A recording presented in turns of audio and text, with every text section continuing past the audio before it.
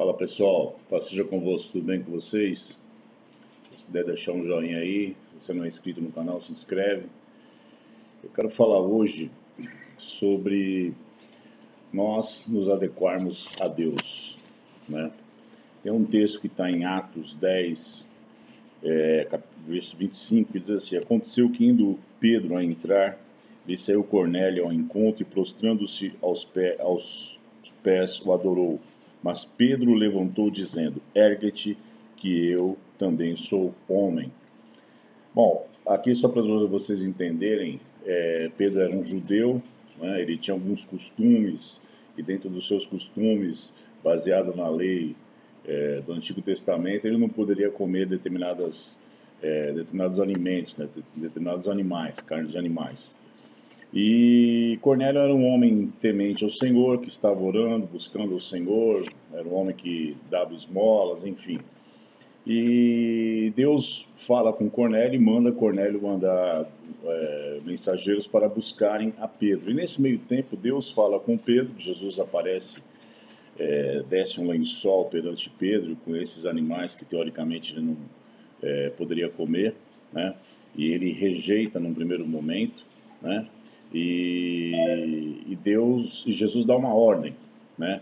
Ele diz: levanta-te, Pedro, mata e come, né? Então Jesus exigiu dele uma ação, né? Primeiro, disponibilidade, atitude, disponibilidade, ação, porque ele teria que matar, né? E automaticamente, nesse meio tempo, ele tinha que incorporar a visão que Cristo estava passando para ele naquele momento, né? Só que isso gera outras duas situações que nós temos que pensar. Que quando ele chega na casa de Cornélio, ele se confronta com duas realidades que ele precisa, que todos nós que caminhamos com Deus, e principalmente quem é líder, quem tem ministério, precisa enfrentar. Primeiro, resistir à tentação do sucesso ou do status, né? Por quê?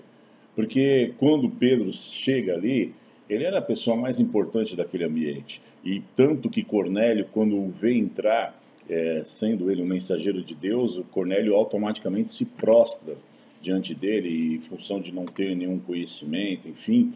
E Pedro, nesse primeiro momento, ele resiste, né? Ele passa no teste, vamos dizer assim, porque ele resiste. Ele fala: não, levanta-te, porque eu sou um homem como você. Então nós temos que começar a entender que, se nós queremos nos adequar a Deus, uma das primeiras coisas que a gente tem que aprender é resistir à tentação do sucesso, né?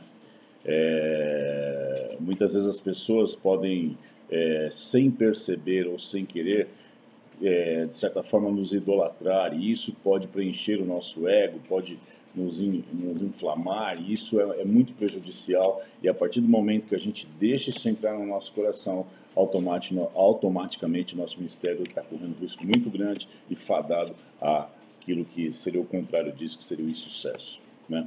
Por outro lado, nós temos que deixar de lado nossas convicções pessoais, porque a gente às vezes quer pegar Deus, colocar na nossa caixinha, na nossa religiosidade, na nossa forma de pensar, e que Deus trabalhe em função disso. E isso não é verdade.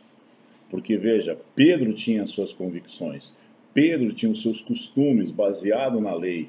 Teoricamente era a coisa correta, mas o próprio Cristo chega para ele e fala assim: não chames ao que Deus purificou, não consideres comum.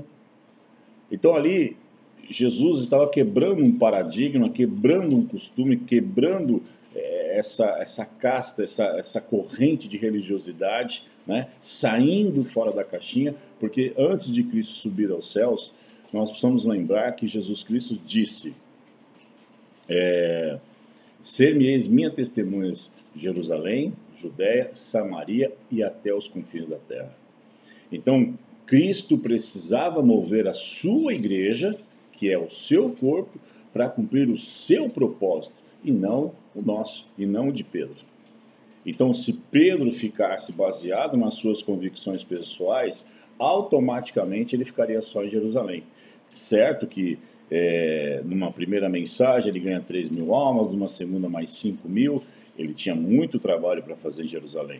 Mas ele tinha pessoas para auxiliarem ele nesse propósito e Deus começa a levar o evangelho para cumprir o seu propósito.